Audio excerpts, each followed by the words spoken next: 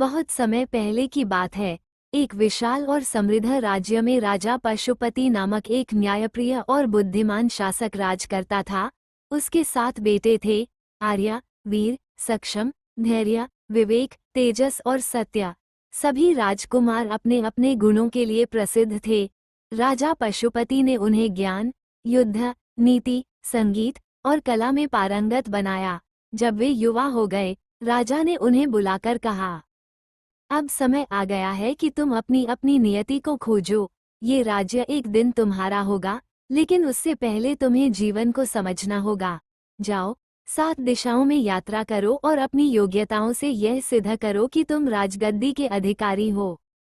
7 राजकुमार अपने घोड़े पर सवार होकर अलग अलग दिशाओं में निकल पड़े। राजकुमार आर्य उत्तर दिशा की ओर चला, जहां बर्फीले पर्वतों के बीच ऋषि वेदारण्यम का आश्रम था। ऋषि वेदारण्यम ने आर्य को कठोर तप और अध्ययन का आदेश दिया। आर्य ने वेद शास्त्र, ज्योतिष और ध्यान सीखा। उसने आत्मज्ञान प्राप्त किया। आर्य ने जाना, सबसे बड़ा ज्ञान विनम्रता है। ऋषि ने आशीर्वाद दिया, अब तुम पूर्ण ज्ञानी हो चुके हो, अपने राज्य को ये प्रकाश देना। राजकुमार वीर दक्षिण दिशा की ओर रवाना हुआ, जहां जंगलों और पहाड़ियों के पार संकट छाया हुआ था। एक गांव में लोग कांपते हुए बोले, एक भयानक दैत्य कालविकट हमारी बस्तियां जला रहा है। वीर बोला, जब तक मैं जीवित हूँ, ये दैत्य किसी को नहीं सताएगा। रात को दैत्य कालविकट गरजता हुआ आया, विशाल, डरावना और अग्नि जैसा तेजस्वी। वीर ने साहस और रणनीति से युद्ध किया। घंटों तक युद्ध चलता रहा। अंततः वीर ने दैत्य को पराजित कर गांव को बचा लिया। लोगों ने कहा, यह नायक नहीं, देवता है। वीर ने जाना, सच्चा वीर वही है जो निर्बलों की रक्षा करे। राजकुमार सक्षम ने पूर्व दिशा की ओर यात्रा शुरू की, जहां सूखा और भूख से लोग त्रस्त थे। गांव के लोग कमजोर और भूखे थे, उनके पास न पानी था, न अन्न। सक्षम ने कहा, मैं तुम सबका सेवक हूँ, अब तुम्हें कोई भूखा नहीं रहेगा। उसने नहरें खुदवाई, कुएं बनवाए और तालाब भरे। सक्षम ने बीज बांटे और खेती सिखाई, खेतों में हरियाली लौटने लगी। अब गांव में अनाज था, पानी था और मुस्कानें थीं। लोगों ने उसे अन्नदाता सक्षम कहकर सम्मानित किया। सक्षम ने सीखा, राजा वही जो सेवा से राज करे।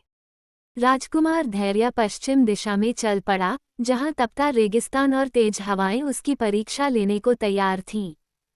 हफ्तों की यात्रा के बाद उसे एक रहस्यमयी नगर मिला, जहां सब कुछ ठहरा हुआ था, जैसे समय रुक गया हो।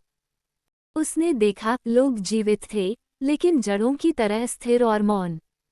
एक पत्थर पर लिखा था, जो धैर्य से समय को साधेगा, वही श्राप तोड़ेगा। धैर्य ने वहीं ध्यानस्थ होकर 7 दिन तक तपस्या की, बिना हिले, बिना बोले। 7वें दिन समय की जंजीरें टूटी, नगर में हलचल लौट आई। लोगों ने कहा, इस राजकुमार ने समय को जीत लिया है। धैर्य ने सीखा, धैर्य से ही समय की परीक्षा पास होती है। राजकुमार विवेक ने ऊंचे पर्वतों और रहस्यमयी घाटियों की ओर यात्रा की, जहां तर्क और भ्रम की दुनिया उसका इंतजार कर रही थी। वहां उसे 3 द्वार मिले, लोभ, क्रोध और मोह के। प्रत्येक द्वार के पीछे भ्रम और परीक्षा थी, पर विवेक ने बिना फंसे उन्हें पार कर लिया। आगे एक नागराज मिला, जिसने 3 प्रश्न पूछे, न्याय, निर्णय और सत्य पर। विवेक ने कहा, न्याय वह नहीं जो सबको खुश करे, बल्कि जो सबसे कम अन्याय करे।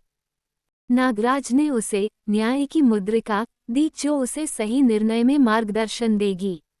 विवेक ने जाना, बुद्धि वही जो हर परिस्थिति में संतुलन बनाए रखे। अब विवेक ज्ञान, संतुलन और निर्णय की शक्ति से भर चुका था। राजकुमार तेजस ने अग्निकुंडों और ज्वालामुखियों की ओर यात्रा की, जहां लोग लगातार संकट में थे। वहां के लोग बोले, हर कुछ महीनों में ज्वालामुखी फटता है, हमारी बस्ती राख हो जाती है। तेजस ने कहा, मैं अग्नि से डरता नहीं, मैं अग्नि को साध लूंगा। उसने अग्निदेव की साधना की और अग्नि को नियंत्रित करने का यंत्र तैयार किया। जब फिर विस्फोट हुआ, तेजस ने अपने यंत्र से लावा की दिशा मोड़ दी। गांव वाले आश्चर्य से बोले, ये तो अग्निपुत्र है। तेजस ने अग्नि को जीवन का रक्षक बना दिया। तेजस ने जाना, संकल्प ही अग्नि है, जो निर्माण करे, नाश नहीं।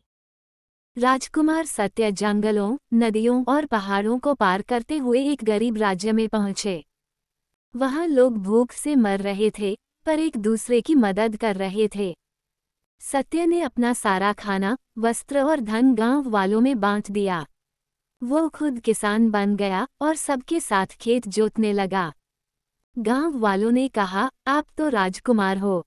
सत्य ने कहा, राजा वही, जो सबसे पहले कष्ट झेले। साल भर में गांव हरा भरा हो गया। लोगों ने सत्य को अपना राजा बना लिया।